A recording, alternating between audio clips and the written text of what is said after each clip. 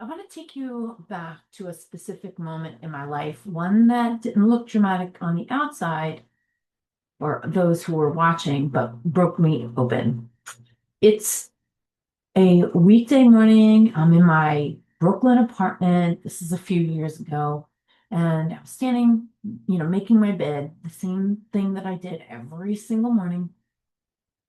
And I always used to play this particular meditation, like an empowerment meditation. It was playing in the background, trying to, give myself my daily motivation.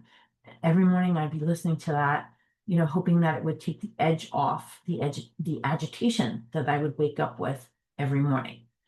And then out of nowhere, one day, a sentence that had been playing in the background of my mind lands and hits me hard. And that sentence was, I'm miserable and I'm unhappy.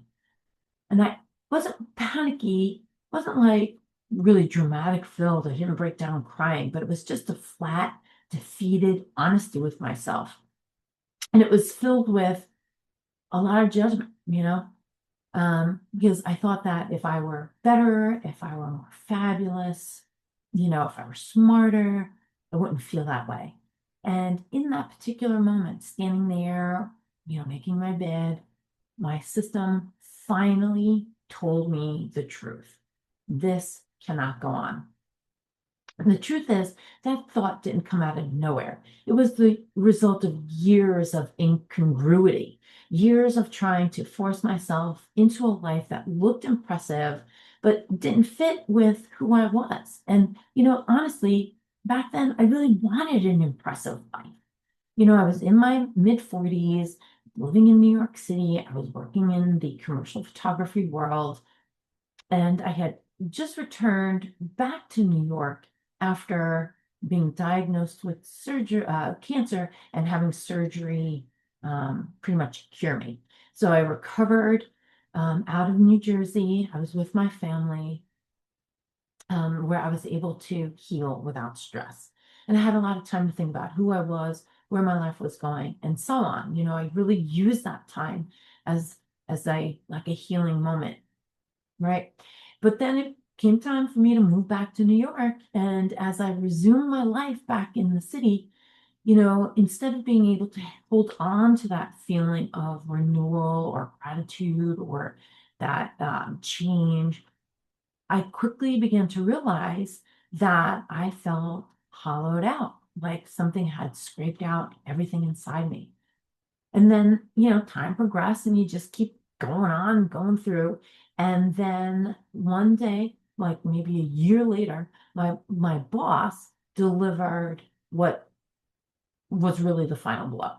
They wanted to reassign me to a photographer who was notoriously different. She had just signed with the agency, but I knew her. She was very difficult. I've worked with her in the past, and I knew that working with her again would completely drain me.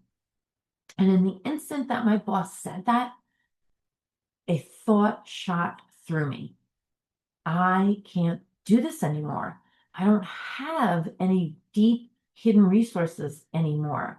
I had no more willpower. I had no more resolve to make this work. I used to. When things went sideways in my life, I've always had that kind of resourcefulness where I could dig down deep and power through, but not anymore, not at that point. And then it hit me in my body from my heart straight into my stomach. It was a full body truth. And I realized it wasn't a moment of failing. It was just that I was forcing myself into a life that didn't fit. And here's what I understand now, and what I want you to know. That moment wasn't a failure. It wasn't a collapse. It was my internal system refusing to pretend anymore. Psychologically, this is called cognitive dissonance. It's the internal tension that happens when the life you're living no longer matches the truth of who you are. And women like us in our 50s, we feel this more intensely than anyone gives us credit for. At this point in our lives, we're expected to be accomplished, confident, well adjusted. grateful, put together. Meanwhile, inside, many of us are waking up every day feeling hollow, anxious, or defeated. And it's not because we're weak, but it's because we're disconnected. And disconnection, not age, not willpower, not motivation, is what drains our spark. So if you've had a moment like this, a collapse into truth, I want you to hear me clearly. This is not the end, it's the beginning. Your system is not breaking down, your system is waking you up. When you can no longer tolerate the version of life you've been forcing yourself to live, that is the moment direction becomes possible.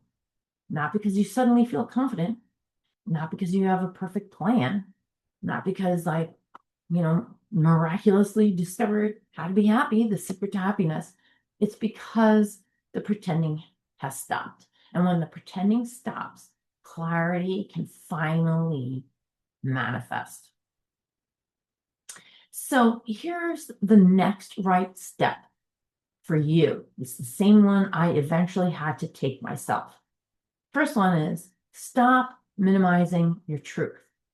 If in your heart of hearts you feel that something is wrong, believe it. Second, name the misalignment, the incongruity. Ask yourself, where am I forcing myself to be someone I'm not? Chances are your body already knows the answer. And then third, take one recalibrating step. This is not a reinvention. You're not, going through a grand transformation where you're dismantling everything and then you're rebuilding from scratch. You're just taking one aligned step, because the smallest aligned step has more power than the biggest forced one. This is how we begin to reclaim our direction. This is how we begin to rebuild our spark.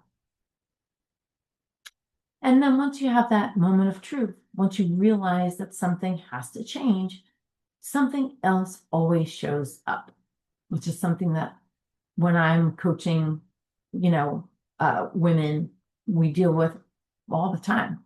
It is something that is kind of inevitable, but again, it's not something that's not fixable. And this is the inner critic. This is the voice that says, you're wasting your time, you're wasting your money, and you'll never be successful. So if you've heard that voice, you're not alone. I mean, we all do.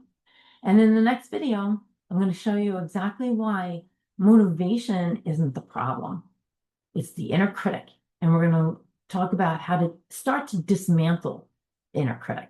We're going to start to address that inner critic, because that inner critic keeps pulling you back into survival mode.